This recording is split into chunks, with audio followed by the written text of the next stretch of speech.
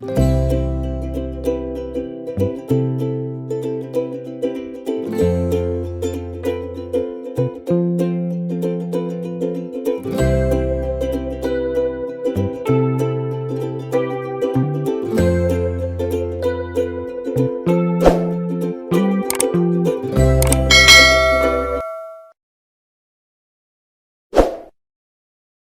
Guys, good morning and welcome back to my channel lifestyle with Sanchayita চ্যানেলের আরেকটা নতুন ব্লগে সকলকে ওয়েলকাম জানাই সকাল সকাল। তো আজকে হচ্ছে রবিবার, বাজে এখন 10:30। তো রবিবার মানে নর্মাল রবিবারের থেকে এবারে রবিবারটা একটু সত্যিই আলাদা, কারণ আজকে হচ্ছে অক্ষয় তৃতীয়া। তো অক্ষয় তৃতীয়ার দিনটা এখানে তো নর্মালি কাটে, কিন্তু পুরুলিয়ায় থাকাকালীন আমাদের ছোটোবেলায় প্রচুর ভালো ভালো মেমোরি রয়েছে। মানে আমরা যত না বেশি পয়লা বৈশাখ নিয়ে এক্সাইটেড থাকতাম, তার চেয়ে বেশি অক্ষয় তৃতীয়া নিয়ে এক্সাইটেড থাকতাম। কারণ তোমরা জানো আমাদের বইয়ের দোকান রয়েছে, তো প্রতি বছর অক্ষয় তৃতীয়ার দিনে আমাদের দোকানে পূজা হতো। তো সেটা নিয়ে সারা দিনের একটা প্রোগ্রাম থাকতো। আর যখন আমরা অনেক ছোট ছিলাম বাবার সঙ্গে তখন যেতাম, মানে প্রচুর মেমোরিজ রয়েছে। রাত্রিবেলায় ক্যালেন্ডার, মিষ্টির প্যাকেট, সঙ্গে সঙ্গে আবার শরবত, ওই সমস্ত কিছু বানানো হতো। যারা সেদিন দোকানে আসতো সবাইকে দেওয়া হতো সকালবেলায় পুজোর পর। মানে অনেক কিছু মেমোরিজ রয়েছে। আবার জানো, আমরা যে জামাটা পয়লা বৈশাখে পরতাম সে জামাটা আবার রেখে দিতাম কেচে টেচে ভালো করে অক্ষয় তৃতীয়ায় পরার জন্য। তো খুব ভালো ভালো মেমোরিজ রয়েছে, কিন্তু এখানে কিছুই নেই। যাই হোক, আমি এখন দাঁড়িয়ে রয়েছি এই রোদে ব্যালকানিতে। তার কারণ হলো ফোন এসেছিলো এক্ষুনি, আমার নাইকা থেকে কটা পার্সেল আসার আছে। তো ব্যাপারটা হলো নাইকা থেকে নর্মালি অত মানে ওই রোজকার ব্যবহারের জিনিসগুলো কিনতে কিনতেই শেষ হয়ে যায় টাকা পয়সা। মানে এরকম ব্যাপার কিন্তু না। এইবারে কতগুলো আমি শখ পূরণ করার চেষ্টা করেছি, কতগুলো লিপস্টিক নিয়েছি, পারফিউম নিয়েছি, মানে এক্সট্রা কেয়ারের আর কি, এক্সট্রা ভালো লাগার জিনিসগুলো নিয়েছি, সেই জন্য বেশি এক্সাইটেড। আর সেল চলছিল তোমরা নিশ্চয়ই জানো, তো তখন অর্ডার করেছি, এই সবে এসেছে আর কি। ডিলে হচ্ছিল তো ফাইনালি এসেছে। আর সকাল সকাল তোমাদের সঙ্গে আরেকটা ভালো জিনিস শেয়ার করি। আজকে পেয়ে গেলে ভালো হতো, কিন্তু যাই হোক অ্যাটলিস্ট গুড নিউজটা তো পেলাম এই অক্ষয় তৃতীয়ার দিনে। আমরা গাড়িটা যেটা বুক করে এসেছি আথার, ওইটা মোটামুটি আজকে হয়েছে, রেজিস্ট্রেশন নাম্বার এসেছে, রেজিস্ট্রেশন অলরেডি হয়ে গেছে। সো নেক্সট উইক পাবো। মানে উইকডেজগুলোতে তো যাওয়া পসিবল হবে না, অনির্বাণের অফিস থাকে। তো আই থিঙ্ক মানে শনিবার অবধি, নেক্সট শনিবার অবধি গাড়িটা পেয়েই যাবো। তো এই হলো ব্যাপার। চলো পার্সেলগুলো নিয়ে এবার তারপর দেখি ব্লগটা শুরু করছি। বড় বড় দুটো ডাব্বা এসে গেছে সকাল সকাল, মন ভালো হয়ে গেছে দেখে। পরে ওপেন করবো, আপাতত চলো ব্রেকফাস্টটা বানিয়ে নিই। রেখে দিয়েছি যথাস্থানে। রান্নাঘরে চলে এসেছি, আর আজকে সকালে জলখাবারের মেনুতে রয়েছে পাস্তা। কুকারে সেদ্ধ করে নিচ্ছি ভালো করে, তাই সেটাকে, তবে নর্মালি যেভাবে পাস্তা বানায় তার চেয়ে আজকে একটু আলাদাভাবে বানানো হলো। কারণ আজকে বানালাম পেস্তো পাস্তা। পেস্তো পাস্তাটা মেন ইনগ্রিডিয়েন্ট হচ্ছে কিন্তু ইটালিয়ান বেসিল। এই ব্যাঙ্গালোর বলুন, দিল্লি বলুন, মেট্রোপলিটন বড় জায়গাগুলোতে বেসিলটা খুব ভালো পাওয়া যায়। বেসিল এমনিতে তুলসী পাতা, কিন্তু ইটালিয়ান বেসিল ইউজ করা হয় এই রান্নাটাতে। চমৎকার গন্ধ বেরিয়েছে, আর সাথে আমি একটু ব্রোকলি আর সুইটকর্নও অ্যাড করে দিয়েছি। ভালোই লাগবে গরম গরম খেতে। তো স্নান টান সেরে পুজো কমপ্লিট করে নিয়েছি। আর স্নান করে আজকে যে জামাটা পরেছি, তোমরা লক্ষ্য করেছো হয়তো পয়লা বৈশাখের দিনও পরেছিলাম, কিন্তু তোমাদের সেদিনকে শেয়ার করা হয়নি। আসলে মানে এটা চলেই আসছে আর কি, যে পয়লা বৈশাখের দিনে যে জামাটা পরি সেটা আবার যত্ন করে কেচে কুচে রেখে দেওয়া হতো। আমরা আবার মানে ছোটো থেকে সেটা পরে যেতাম, বললাম তোমাদেরকে, দোকানে আজকের দিনে অক্ষয় তৃতীয়ার দিনে পূজা দেখতে। তো যাই হোক, মনে হলো যেন সেটাই পরি আজকেও। তো এই হলো সেই কুর্তিটা যেটার কথা তোমাদের বলছিলাম। এটা গত বছর নিয়েছিলাম একটা বুটিক থেকে, পুরুলিয়াতে এসেছিলো বাইরে থেকে বুটিকের মেলা, সেখানে তো পরাই হয়নি, এইবারে পরা হলো। এইটা ছিল তোমাদের সঙ্গে শেয়ার করা। তো যাই হোক, চলো রান্নাঘরে যাই। আজকে তো আমাদের ভেজ মেনু রয়েছে, কিন্তু ওই আর কি, মানে ওই রকম ভেজ, মাছ মাংস ডিম বাদ দিয়ে বাকি চলবে। চলো বানানো যায় কি দেখি। রান্নাঘরে একেবারে যাচ্ছে তাই অবস্থা, যুদ্ধকালীন তৎপরতায় চলছে রান্নাবান্না। বানাবো একটাই পদ, কিন্তু সেটা বেশ তাড়িবৎ করে বানাতে হবে। অক্ষয় তৃতীয়া উপলক্ষে আজকে তো আমাদের নিরামিষ খাওয়ারই কথা। তো আমার নিরামিষ বলতে বললাম না, ওই পেঁয়াজ রসুনটা চলে, মাছ মাংস ডিম না খেলেই হলো। তো সেক্ষেত্রে ভেজ বিরিয়ানির হলো অপশান।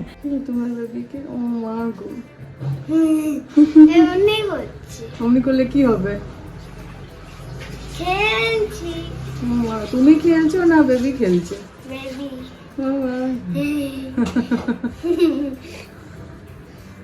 ঘুমিয়েছে বেবি, ঘুমিয়েছে? ঘুমাইনি, ঘুমাইনি। পগর সঙ্গে বকর বকর করতে গিয়ে আমার প্রচুর সবজি কাটা হয়ে গেছে। ফুলকপি, মটরশুঁটি, গাজর, ক্যাপসিকাম, আলু, আর তার সাথে দিয়েছি বিনস। আর এখানে বাকি মশলাটা আমি অ্যাড করে নিচ্ছি। সাধারণত আমরা দইয়ের সাথে যে সমস্ত মশলাগুলো বানাই, মেশাই চিকেন বিরিয়ানির ক্ষেত্রে, সব কটাই এখানে দিয়েছি। নর্মাল গুঁড়ো মশলা থেকে আরম্ভ করে জিঞ্জার গার্লিক পেস্ট, দই, সমস্ত কিছু খুব ভালো করে এবারে মিক্স করে নিচ্ছি। তারপরে ম্যারিনেট করতে রেখে দেবো সবজিগুলো বেশ খানিকক্ষণ ধরে। ওহো, এটার সঙ্গে পনিরও অ্যাড করার আছে। পনির অ্যাড করার আগে সবজিগুলোকে ভালো করে একটু জল দিয়ে ধুয়ে নিলাম। এর আগেও ধুয়েছিলাম, কিন্তু কাটার পর আরেকবার ভালো করে ধুয়ে নিলাম। সমস্ত সবজিটাকে একটা বড় কড়াইয়ে নিয়েছি, কারণ এত বড় সাইজের গামলা আবার আমার কাছে নেই। পনিরগুলোকেও অ্যাড করে দিলাম, আর ওই যে দইয়ের যে মিশ্রণটা বানিয়েছিলাম সেটাও এরপরে খুব ভালো করে মিক্স করে দেবো এটার সামনে। হাতে করেই মিক্স করছি, কারণ এতটা পরিমাণ মিক্সিং তো ওই কোনো রকম স্প্যাটুলা দিয়ে আমার পক্ষে করা সম্ভব নয়।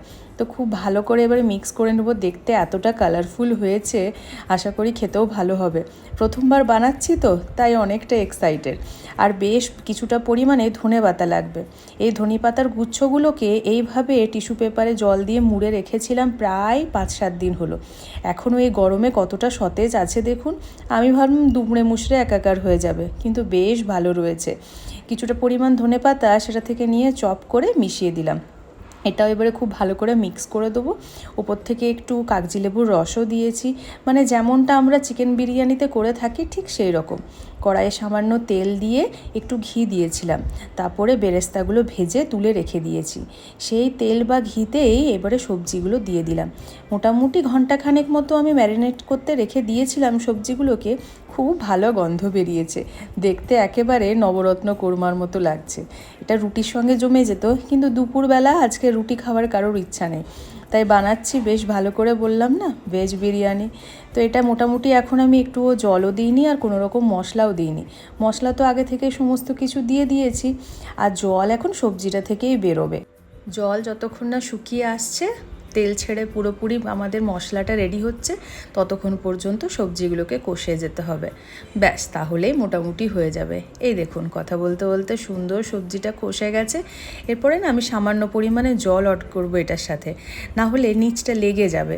কারণ দমে বসাবো কিছুক্ষণ ধরে, ততক্ষণ যদি না এটার ভেতরে একটু ময়েশ্চার থাকে, তাহলে পুরো ব্যাপারটাই নিচ থেকে লেগে যাবে। বেশ একটু পরিমাণে জল অ্যাড করেছি, খুব ভালো করে মিক্স করে দিই। আর তারপরে সমস্ত রাইসটা আগে থেকে সেদ্ধ করে থাকা দিয়ে দিলাম। ওপর থেকে বেরেস্তা, ঘি, বিরিয়ানি মশলা, তার সঙ্গে দেব কিছুটা পরিমাণে আতর, ঘি তো বললামই, আর কেওড়ার জলও রয়েছে সেটাও দিয়ে দিলাম। আর পুরুলিয়া থেকে নিয়ে এসেছিলাম বিরিয়ানির এসেন্সটা, সেটাও কিছুটা পরিমাণে দিয়ে দিলাম। ব্যাস, আর দেওয়ার মধ্যে রইল বেশ কিছুটা ধনেপাতা। পুদিনা পাতাটা নেই, ওটা দিলেও বেশ ভালো হয়।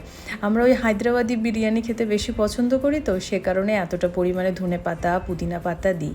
কিছুটা কাঁচা লঙ্কাও দিয়ে দিলাম। রান্নায় কোনো রকম লঙ্কা ব্যবহার করিনি তো এখনও অবধি পোগোর জন্য, সে কারণে ওপর থেকে একটু লং দিয়ে পুরো দমটাকে একসঙ্গে বন্ধ করে দিলাম। 8 ঘন্টা পর এই হলো আমাদের বিরিয়ানি। বেশ সুন্দর গন্ধ বেরিয়েছে, কিন্তু একটু এবারে স্ট্যান্ডিং টাইম দিয়ে তারপরে প্লেটে গরম গরম বিরিয়ানি সার্ভ করতে হবে। ততক্ষণে দাঁড়ান, রায়তাটা বানিয়ে নিই।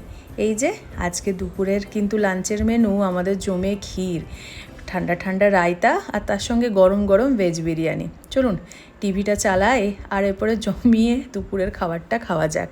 গতকাল বেশ রাত করেই তো আমরা একেনবাবু সিরিজটা দেখা শুরু করেছিলাম, আর অনেকক্ষণ ধরে চলছিল, কেউ আর দেখে শেষ করতে পারিনি, একে একে ঘুমে ঢলে পড়ছিলাম, তাই টিভিটা বন্ধ করে ঘুমিয়ে পড়েছিলাম।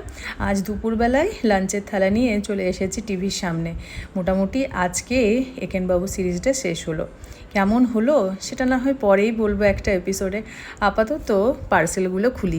তো মোটামুটি সন্ধে হব হয়েছে, আমার সব মোটামুটি চুকে গেছে। এরপরে ভাবলাম পার্সেলগুলো খোলা যায়, মানে যখন থেকে পার্সেলগুলো সকালে এসেছে মনটা খচখচ খচখচ করছে কখন খুলবো। আর আমার গ্রে হেয়ারগুলো আরও বেরিয়ে গেছে, আরও কালার করতে হবে। যাই হোক, ঘুরতে যাওয়ার আগে কালার করেছিলাম, প্রায় 1.5 মাস হয়ে গেল, এবার আরও কালার করতে হবে। কিছু করার নেই। তোমাদের একটা জিনিস বলে রাখছি, ওই সবার একটা করে বলে না পাকা চুল থাকে, ওটা ভুলেও তুলতে যেও না। আমি কোনো এককালে তুলেছিলাম, তারপর থেকে আমার এই জিনিসটা হচ্ছে, নাহলে আমার কোনো পাকা চুল ছিল না। ওই বিয়ের আগে তুলতে গিয়েছিলাম, তারপর থেকেই মানে বিচ্ছিরি পরিমাণে পাকা চুল হয়ে গেছে। যাই হোক, কিছু করার নেই। চলো দুখানা পার্সেলের মধ্যে আগে ছোটোটাই করি।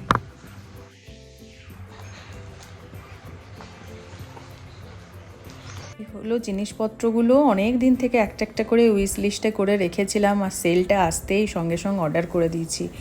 ক্লিনজার নেওয়া হয়েছে একটা, সিটাফিলের ইনসাইটের একটা পারফিউম নেওয়া হয়েছে। প্রথমবার এই দুটো জিনিসই ট্রাই করতে চলেছি। এর সঙ্গে নেওয়া হয়েছে যেটা একটা ব্লু হেভেনের লিপ বাম, এটা স্ট্রবেরি ফ্লেভারের এসেছে। তারপরে কোনটা দেখায় নাইকার একটা লিপ গ্লস নিয়েছি, না এটা লিপস্টিকটাই হচ্ছে, লিকুইড লিপস্টিক ম্যাট ফিনিশড। আর এটা শেডটা এখন আপনাদের সঙ্গে শেয়ার করতে পারলাম না ঠিকভাবে। আর এটা হচ্ছে সুইস বিউটির একটা লিপ গ্লস, এটা ভীষণ ভালো কালারটা এসেছে। আর এরপরে যাই পোগোর জিনিসগুলোর উপরে। আমার মোটামুটি শেষ। না আমার এটা রয়েছে, এটা হচ্ছে একটা অ্যান্টি লাইস শ্যাম্পু, ভীষণ দরকার। আপনাদেরকে কি কারণে সেটা বলছি একটু পরে। এর সঙ্গে পোগোর এসেছে একটা টপ টু টো বডি ওয়াশ কাম শ্যাম্পু, তার সঙ্গে এসেছে লা শিল্ডের একটা সানস্ক্রিন। আর এটা হচ্ছে একটা বাচ্চাদেরই ভেবেছিলাম যে লিপ বাম হচ্ছে, কিন্তু কালার হচ্ছে, সুতরাং এটা পোগোর দেওয়া চলবে না। আর একটা পোগোর জন্য anti lice shampoo. Summer vacation start হয়ে গেছে। এরপরে কি বলতো, স্কুলে তো অনেক ধরনের বাচ্চার সঙ্গে মেলামেশা এটা সেটা হয়। তো আমি যেটা করি প্রতিবার এই ছুটি টুটি যখন পড়ে, মানে কি হয়, অনেক বাচ্চার সঙ্গেই মেলামেশা করে, যদি মাথায় দু একটা উকুন চলে আসতেই পারে। তো সেই উকুন আবার আমি যখন স্কুলে যাতায়াত করতাম, ডেলি আমি স্কুল জব করতাম, তো আমার মাথাতেও চলে আসতো। এরকম ঘটনা ঘটে থাকে আর কি, আমাদের সবার সঙ্গেই 19-20 ঘটে থাকে। তো লম্বা ছুটিগুলোর আগে কি হয়, একবার মনে হয় যেন খুব ভালো করে এই সমস্ত জিনিসগুলো একদম পরিষ্কার করে দেওয়া দরকার। তো আমারও পোগোর মনে হলো মাথা দেখে, মাঝে মধ্যে একটু চুলকাচ্ছে এরকম, সে কারণে ওর জন্য আমি এই টুকো কিডসের এই লাইট শ্যাম্পুটা অর্ডার করেছি, এটা ইউজ করব।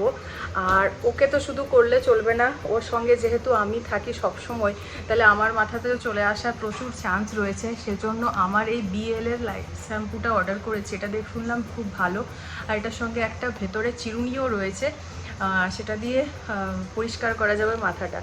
তাহলে এই দুটো জিনিস খুব কাজেরই হয়েছে।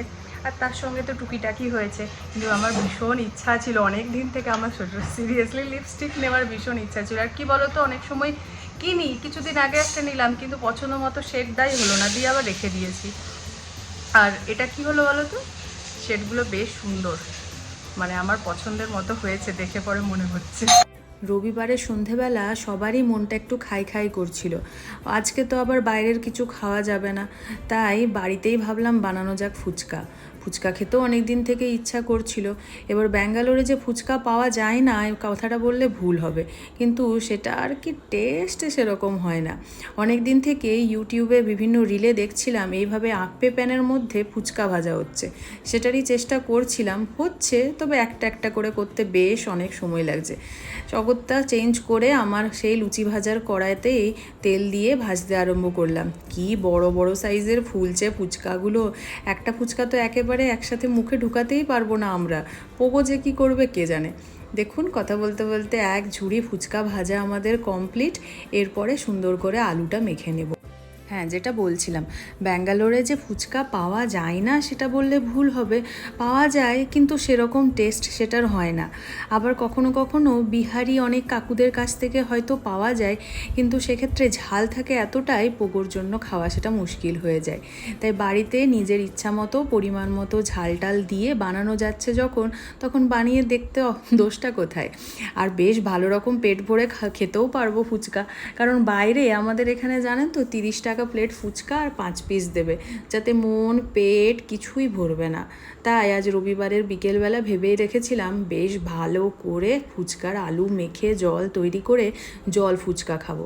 কোনো দই ফুচকা টুচকা না, একেবারে ট্র্যাডিশনাল ওয়েতে জল ফুচকা। জলটা উপরে রেডি করে নিই, একটু কাগজি লেবুর রস, আর জানেন তো আমার কাছে সমস্ত প্যাকেটের ওই তেঁতুলের কাত আর গ্রিন চাটনিটাও ছিল, তাহলে সেক্ষেত্রে খুব ইজিলি রেডি হয়ে গেল তেঁতুলের জলটাও। এবারে আর কি, একে একে বসে শুধু খাওয়ার অপেক্ষা। যেই ফুচকা রেডি করে টেবিলে নামিয়েছি, প্রথম খদ্দের কিন্তু আমার চলে এসেছে। পোগো যখন ফুচকা খায় সত্যি মায়া লাগে বাইরে, কারণ দেখবেন আলুটা যদিও বিনা ঝালে বানিয়ে দেয়, ফুচকা জলে কিন্তু ঝাল থাকেই, সেক্ষেত্রে ওর অসুবিধা হয়ে যায়। তাই প্রথম ভাগিদার কিন্তু ও। আজকে মন ভরে ও আগে ফুচকা খাবে, তারপর আমরা তো রয়েইছি। পোগোর নাম দিয়ে বানালেও আমরা কিন্তু সবাই কখন খাবো ফুচকাগুলো দেখেই একদম জিভে জল চলে আসছে। যাই হোক, ক্যামেরা ছেড়ে মন ভরে বাটি ধরে কিন্তু ফুচকা খাবো। আজকের ব্লগটা তাই এখানেই শেষ করছি। ভালো লেগে থাকলে রোজ যেটা বলি, অবশ্যই একটা লাইক করে দেবেন। চ্যানেলে যারা নতুন দেখছেন প্লিজ সাবস্ক্রাইব করে নেবেন। দেখা হবে পরে আরেকটা খুব সুন্দর ব্লগ নিয়ে। থ্যাঙ্কস ফর ওয়াচিং বন্ধুরা।